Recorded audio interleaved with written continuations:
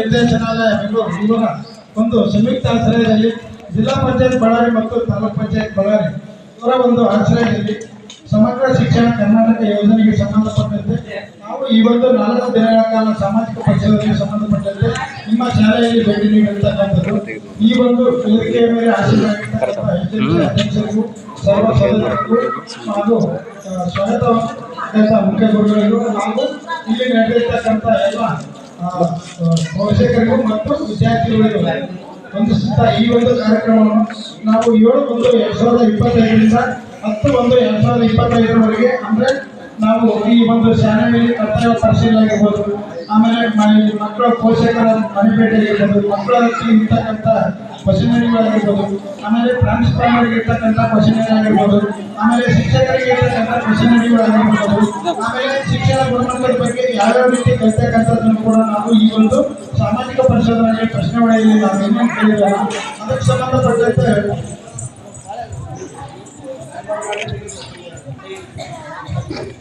ಶಾಲೆಗೆ ಸಂಬಂಧಪಟ್ಟಂತೆ ಆಮೇಲೆ ಮಕ್ಕಳ ವಿದ್ಯಾಭ್ಯಾಸಕ್ಕೆ ಸಂಬಂಧಪಟ್ಟಂತೆ ಎಷ್ಟು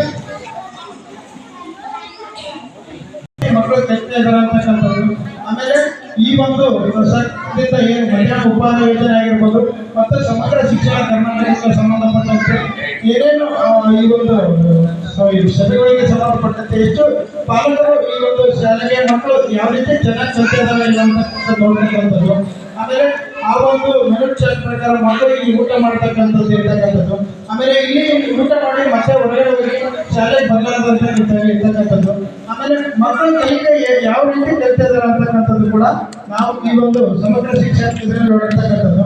ಇಲ್ಲಿ 1ನೇ ತರಗತಿಯಲ್ಲಿ 25 ಮಕ್ಕಳು ಇರ್ತಕ್ಕಂಥದ್ದು, 2ನೇ ತರಗತಿಯಲ್ಲಿ 22 ಮಕ್ಕಳು ಇರ್ತಕ್ಕಂಥದ್ದು, 3ನೇ ತರಗತಿಯಲ್ಲಿ 20 ಮಕ್ಕಳು ಇರ್ತಕ್ಕಂಥದ್ದು, 4ನೇ ತರಗತಿಯಲ್ಲಿ 26 ಮಕ್ಕಳು ಇರ್ತಕ್ಕಂಥದ್ದು, 5ನೇ ತರಗತಿಯಲ್ಲಿ 19 ಮಕ್ಕಳು ಇರ್ತಕ್ಕಂಥದ್ದು, 6ನೇ ತರಗತಿಯಲ್ಲಿ 32 ಮಕ್ಕಳು ಇರ್ತಕ್ಕಂಥದ್ದು, 7ನೇ ತರಗತಿಯಲ್ಲಿ 19 ಮಕ್ಕಳು ಇರ್ತಕ್ಕಂಥದ್ದು. ಟೋಟಲಿ 173 ಮಕ್ಕಳು ಈ ಒಂದು ಶಾಲೆಯಲ್ಲಿ ಹಾಜರಾಗಿ ಇರ್ತಕ್ಕಂಥದ್ದು.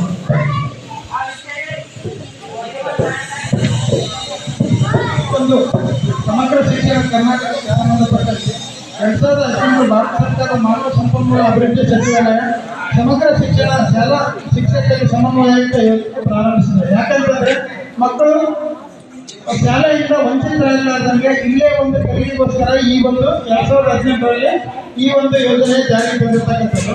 ಸರ್ವ ಶಿಕ್ಷಣ ಅಭಿಯಾನ ರಾಷ್ಟ್ರೀಯ ಮಾಧ್ಯಮಿಕ ಶಿಕ್ಷಣ ಅಭಿಯಾನ ಮತ್ತು ಶಿಕ್ಷಣ ಕೇಂದ್ರ ಪ್ರಯೋಗದಲ್ಲಿ ಸಮಗ್ರ ಶಿಕ್ಷಣ ಮಧ್ಯಾಹ್ನ ಇತ್ತು ಅಂತಂದ್ರೆ 1ರಿಂದ 6ನೇ ತರಗತಿವರೆಗೆ, 6ನೇ ತರಗತಿಯಿಂದ 8ನೇ ತರಗತಿವರೆಗೆ, 8ನೇ ತರಗತಿಯಿಂದ 10ನೇ ತರಗತಿವರೆಗೆ ಇತ್ತು. ಈಗ 2018-19ರಲ್ಲಿ 1ನೇ ತರಗತಿಯಿಂದ 12ನೇ ತರಗತಿವರೆಗೆ ಕೂಡ ಈ ಒಂದು ಮಧ್ಯಾಹ್ನ ಉಪಹಾರ ಯೋಜನೆ ಸರ್ವ ಶಿಕ್ಷಣ ಅಭಿಯಾನ ಇವೆರಡನ್ನೂ ಜಾರಿಗೆ ಬಂದಿರತಕ್ಕಂಥದ್ದು. ಶಾಲಾ ಕಾರ್ಯಕ್ಷಮತೆ ಮತ್ತು ಶಾಲಾ ಫಲಿತಾಂಶ ಸುಧಾರಣೆಗೆ ಶಿಕ್ಷಕರ ಗುಣಮಟ್ಟವನ್ನು ಸುಧಾರಿಸುವ ಗುರಿ ಹೊಂದಿದೆ ಇಲ್ಲ ಅಂತಕ್ಕಂಥದ್ದು. ಇವೆರಡೂ ಯೋಜನೆ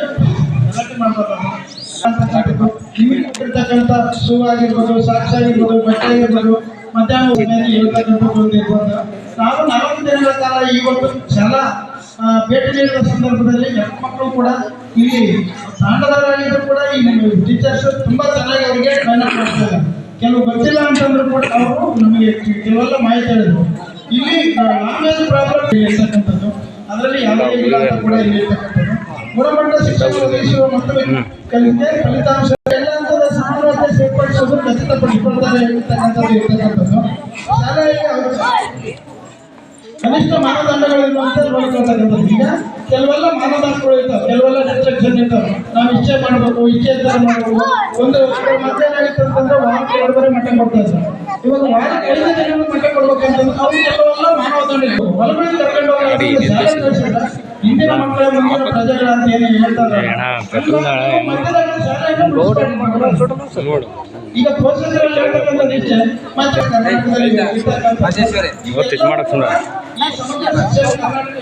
ಈ ಸಮಗ್ರ ಶಿಕ್ಷಣ ಕರ್ನಾಟಕದಲ್ಲಿ ಕೆಲವೆಲ್ಲ ಇನ್ನೂ ಬೇಡಿಕೆಗಳು ಇರ್ತಕ್ಕಂಥ ಎಲ್ಲವೂ ಫುಲ್ಫಿಲ್ ಆಗಲ್ಲ. ಸರ್ಕಾರದಿಂದ ಬಂದಿರತಕ್ಕಂಥ ಎಲ್ಲವೂ ಫುಲ್ಫಿಲ್ ಆಗಲ್ಲ.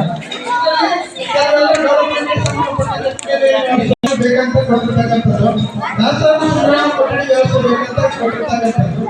ಈಗ ದಾಸೋಹ ಕೊಠಡಿ ಬೆಳೆಯುವಂಥ ನಿಮ್ಮಲ್ಲಿ ಸ್ಪೇಸ್ ಬೇಕು ಸರ್. ಯಾಕಂದ್ರೆ ನಿಮ್ಮಲ್ಲಿ ನೀವು ಒಂದು ಶಾಲೆಯಲ್ಲಿ ಮಾಡ್ತಾರೆ ಸರ್, ನೀವು ಒಳ್ಳೆ ಪ್ರಶ್ನೆ ಕೇಳಿದ್ರೆ ಇದಕ್ಕೆ ಸಂಬಂಧಪಟ್ಟಂತೆ ನಿಮ್ಮ ಎಸ್ಎಂಸಿ ಇವರಿದ್ದಾರೆ ಹಾಗೂ ಅಧ್ಯಕ್ಷರು ಉಪಾಧ್ಯಕ್ಷರು ಕೂಡ ಇರ್ತಕ್ಕಂಥದ್ದು.